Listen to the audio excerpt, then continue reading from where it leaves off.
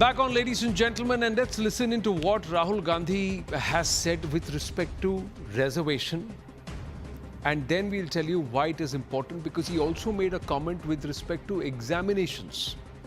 Two different comments, but they have a certain thought continuum which points at a very radical rationale. Listen in.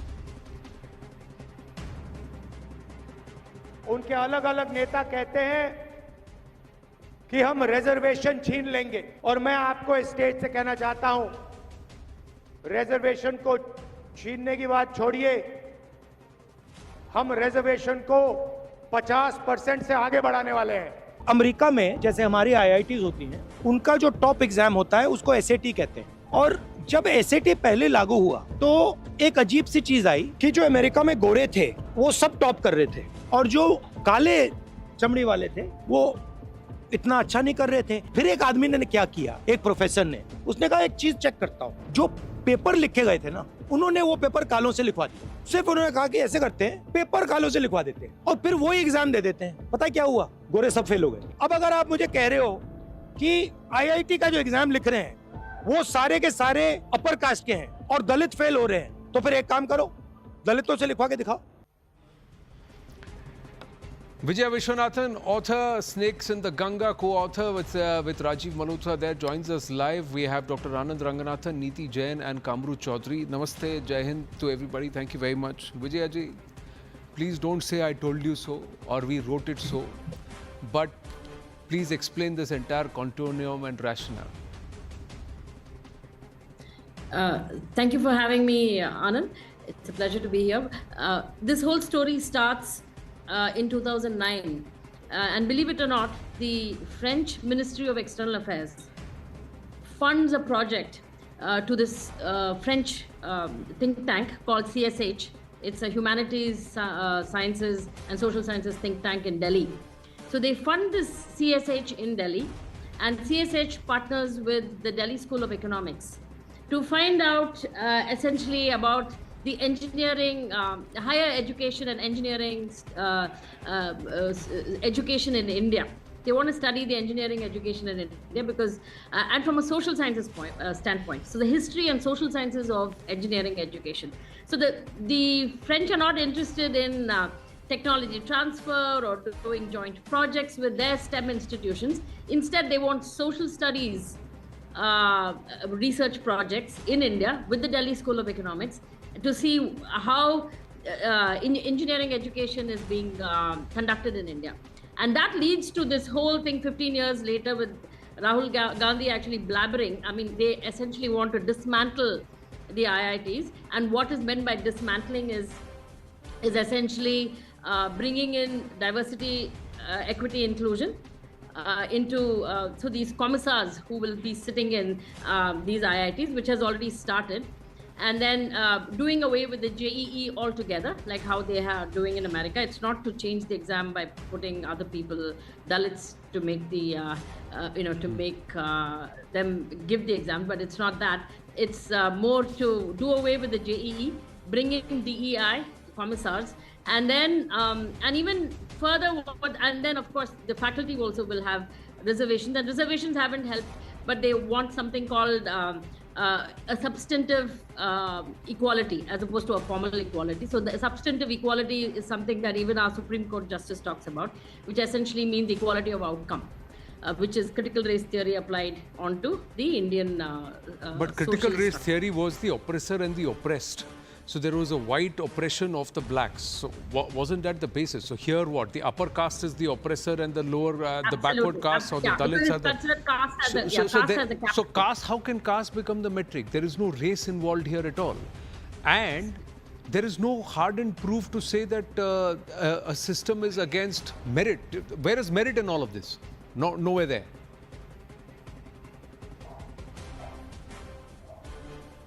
Vijayji, are you there? Where is merit in all of this? Yeah, go ahead, please. Yeah. You're back, yeah. You broke up a little. But anyway, the idea is that when the French came to India to have this partnership with the Delhi School of Economics, they basically wanted to bring in Pierre Bourdieu is a Marxist, and he had said that culture is a form of capital. And so they trained the Delhi School of Economics people to say that how caste is now like culture and caste is a form of capital. And then you have Harvard coming in and saying that, you know, indeed, this caste is a form of capital, and Ajanta Subramaniam from Harvard makes a case study out of the IITs, saying that it becomes caste is a fungible capital that the upper caste use to become casteless. So they shed their caste and then they convert it to merit and carry this merit like how you would carry rupees to dollars. You know, it's a fungible asset, and then take it overseas and then become successful. And that's how. And then it goes on into equality labs and other people being ashamed of all the IITians going through caste sensitivity training, and they're ashamed for being whatever caste they are in America and in the corporate world. So this is going on, and meanwhile Ashoka has now carried the baton, and they have meritocracy workshops in China. And with the Harvard, Ashoka University, and a university in China, where the Chinese are also proud of their meritocratic systems, whereas all the Indian scholars go there and apologize and say, oh, we've been oppressors, and what we should do to rectify and reparation. So essentially, this is the whole thing of, I'm assuming, Congress's way of reparations. I mean, whether it is inheritance tax or doing a survey of money, some kind of capital, physical or something intangible, they essentially want redistribution and achieve substantive equality. So somehow, I hope for the viewers, it's all sinking in, how it's part of a larger great game, and how it's going to literally diminish Bharat's stature, or especially the IITs and the merit that's actually fueling the growth in the West, and the intelligent capital there and the innovation there. Yes, you have written about it, I'm aware, and they've especially talked about the IITs. But Dr. Ranganathan, this is what it is. Till date, we've never questioned which engineers are powering which systems and which AI and which this one at the back end, and it's purely been on merit. People have got jobs on merit, but suddenly the caste issue comes in, and then the caste equation gets twisted and community gets into caste. So one whole community then gets bunched as a particular caste and gets the reservations there. So how phenomenal this game is. You know, Anand, if Kafka were alive, he would have rewritten his magical first sentence of Metamorphosis as one fine morning, Pappu woke up and thought he was Pol Pot. This is textbook definition of scorched earth policy that communists and all leftist thinkers espouse for centuries, not just for 10, 20, 30, 40, 50 years, because they are complete no-hopers, losers, dregs of the society, failures in life. They hate everyone who is successful and meritorious. The IIT JEE system is the pride of the world. It is the second most difficult exam in the world. I'm not just saying it because it's difficult. I'm just saying, look at the output of the IITs. And of course, I do credit Pandit Jawaharlal Nehru for initiating the process of IITs. Yes, he deserves some credit for it, of course. But look at what Rahul is trying to do out here. Please tell me, for heaven's sake, is maths to be written or asked differently by a Dalit than by a non-Dalit? Is this what we have come down to? That a maths question paper would be set differently from a person who is not a Dalit? And for your information, for everybody else's information, the question papers that are set by a committee of IITians who include, or people from IIT who include a lot of Dalits as well. So this guy, I don't know where he's getting his information from, but secondly, I need to, you have to be from the same planet as Rahul Gandhi to make sense of him. And it is not Earth, it might be Jupiter. Now when he says that the BJP is going to change the constitution, I want to ask him, in his manifesto, in all his speeches, is that we will overrun or overturn the Supreme Court diktat on the percentage of reservation 50%. We will change the constitution. He himself wants to change the constitution and is accusing BJP of changing it. Arey, kahan se aate hain ye log? Bhai, kaun hai ye log? These are people who believe that the Samanya person on ground is so dumb and bereft of any intelligence or sanity that all of this will fly and this is what will work. But the fact is that the fact that people who aim to be Prime Minister of this country sometime in the future or whenever the voter elects them to be, have these intentions with their country. These are the promises they are making to the country. And in all of this, there is no conversation about merit, about ensuring that there is merit that gets that gets picked up and that gets selected and that gets to advance Bharat's story forward. Irrespective of who they are, Kamru Chaudhary, how is this all right? How is this par for course?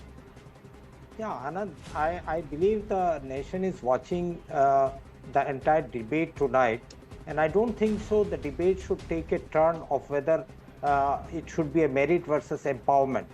If centuries of discrimination against particular communities has been the bane of Indian society, then what's wrong in empowering the downtrodden out here? I don't see any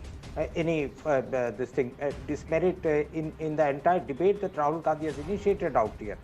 If I can pass out from the top-notch engineering colleges of India, so as well Anandji can, and anybody in India can. Now, what makes the distinction between this? Before I come to the caste angle, let me just tell you, Vishwanathan Madam just now brought out here an issue of the inheritance tax. Let me just correct her that Congress party never promised any inheritance tax. In fact, it was Rajiv Gandhi who withdrew the inheritance tax. And you Anandji, you just brought out another issue where an entire community gets into the reservation issue. You are suggesting about the Muslim community, I believe, out here. When Congress party and the UPA were in power, the Justice Sachar committee recommendation came in, and he even suggested that the Muslim community's economic conditions and the social conditions are worse than that of the SC and the ST communities. Just 1 year after the Justice Ranganathan committee recommendation came in, he suggested 15% reservation for the minorities, and he exclusively mentioned in his report asking for a 10% reservation for the Muslims.